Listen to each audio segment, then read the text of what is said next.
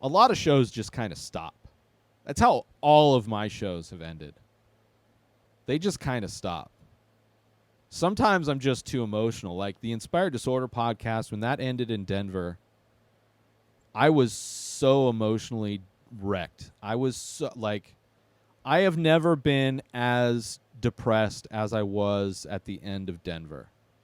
I was barely able to function as a human. And the thought of getting on a mic, I would have just cried the entire time. I remember recording an episode in a motel room as I was leaving Denver, and I just cried the whole time. I obviously never released it. But that was one of the biggest failures of my life. But I tried, you know. I don't have any regrets. It was an experience. There were aspects of Denver I absolutely loved. There were things that happened in that time that were so horrible. I got to see people turn into absolute assholes, attacking each other. It was disgusting. It was disgusting to see how people I had respect for at one point, how they absolutely turned into some of the worst people in the world. And I don't really, and a lot of that was from the collective, the Inspired Disorder collective podcast network that I was running. And it just it was disgusting. And then when that happened, I was just like, fuck all of you. Fuck every single one of you. I don't trust any of you anymore. And it was like this huge project that just completely imploded.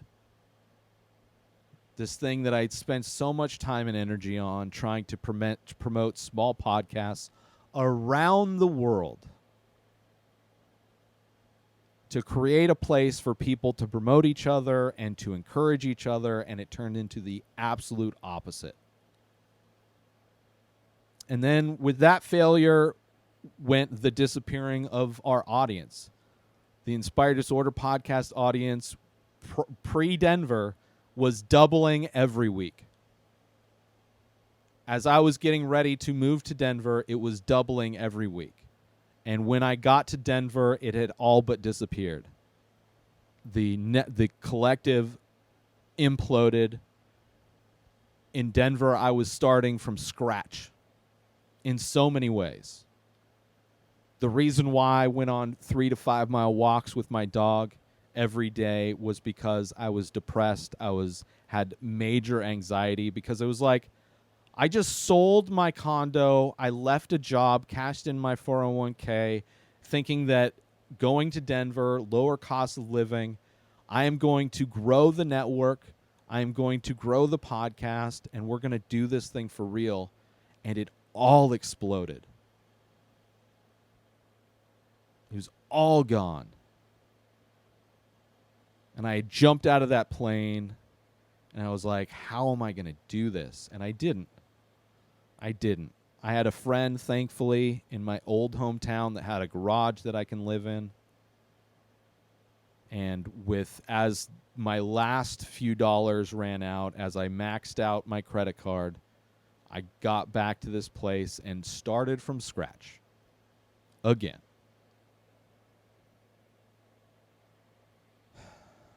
And then before the pandemic, when everything shut down,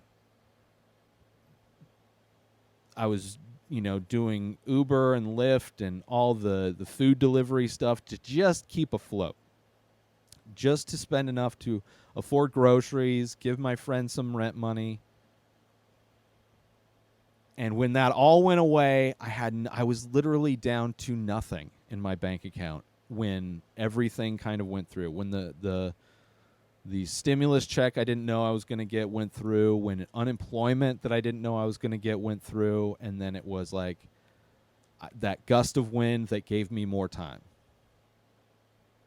And I've been smart and trying to be smart about it and trying to use the money effectively and sparingly and trying to maximize everything I do to grow as much as I can to hopefully not have to get a job somewhere, which is like ridiculous to think of that I could get a job somewhere. I couldn't. My van is falling apart, not working. There's no way I could make money doing the rideshare stuff, the gig work anymore. I'd have to work somewhere, which I don't know who's going to hire me. I don't know who's hiring. I would hate everything that would be available to me. I would have no time to do these things. It would be so difficult. I'd probably make it work. But it's it's not the life that I want. It's not surviving for what? Surviving for what? I don't know. So everything needs to work. Hopefully. And I'm still trying to get better. I feel like I suck sometimes. I get on the microphone and I can't form sentences. I can't speak.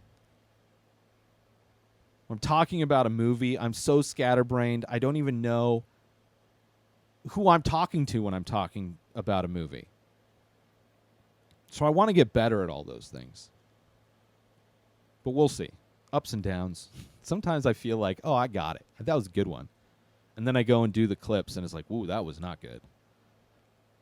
And sometimes it's it doesn't feel like I did a good podcast. Then I go do clips. It's oh, I got some good clips.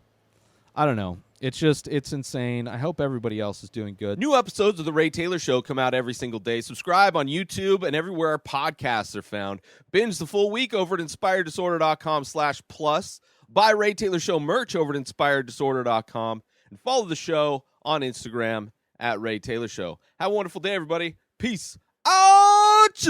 Today is the day where you wake up and you realize that everything that you've been dreaming about, everything that you've been wanting, every goal and wish and hope that you've ever had can become real. Dreams can come true. What you manifest in your mind, you can bring to reality.